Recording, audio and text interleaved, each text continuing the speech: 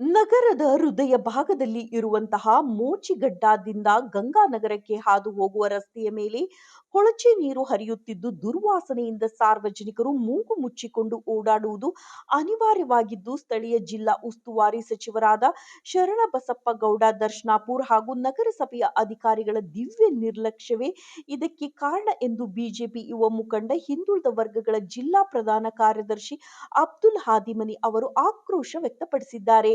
ಸರಿಯಾದ ಚರಂಡಿ ವ್ಯವಸ್ಥೆ ಇಲ್ಲದಿರುವುದರಿಂದ ಚರಂಡಿ ತುಂಬಿ ಹರಿಯುವುದು ಸಾಮಾನ್ಯವಾಗಿದೆ. ಇದರಿಂದ ಸಾಂಕ್ರಾಮಿಕ ರೋಗದ ಭೀತಿ ಎದುರಾಗಿದೆ. ರಸ್ತೆಯಲ್ಲಿ ಕೊಳಚೆ ನೀರು ಸದಾ ಹರಿಯುವುದರಿಂದ ಮತ್ತು ಚರಂಡಿ ಸ್ವಚ್ಛಗೊಳಿಸದೇ ಇರುವುದರಿಂದ ಸೊಳ್ಳೆಗಳ ಕಾಟ ಹೆಚ್ಚಾಗಿದೆ. ರಸ್ತೆಯಲ್ಲಿ ಸಂಚಾರಕ್ಕೂ ತೊಂದರೆ ಉಂಟಾಗಿದೆ ಅಲ್ಲದೆ ಈ ರಸ್ತೆ ದಾಟಲು ಜನರು ಪರದಾಡುವ ಸ್ಥಿತಿ ಉಂಟಾಗಿದೆ. ಚರಂಡಿ ನೀರು ಇರುವ ರಸ್ತೆ ದಾಟಲು ವಿದ್ಯಾರ್ಥಿಗಳ ಗೋಳಂತೂ ಹೇಳತೀರದು. ಚರಂಡಿ ನೀರಿನಲ್ಲಿಯೇ ನಡೆದು ಪಾಲಕರು ತಮ್ಮ ಮಕ್ಕಳನ್ನ ಎತ್ತುಕೊಂಡು ಹೋಗಿ ರಸ್ತೆ ದಾಟಿಸುವ ಪರಿಸ್ಥಿತಿ ಉಂಟಾಗಿದೆ.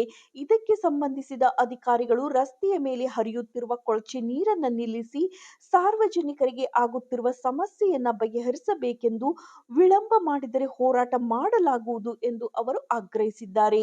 ವರದಿ ರಾಜಶೇಖರ್ ಮಾಲಿಪಾಟೀಲ್, ಶಹಪುರ.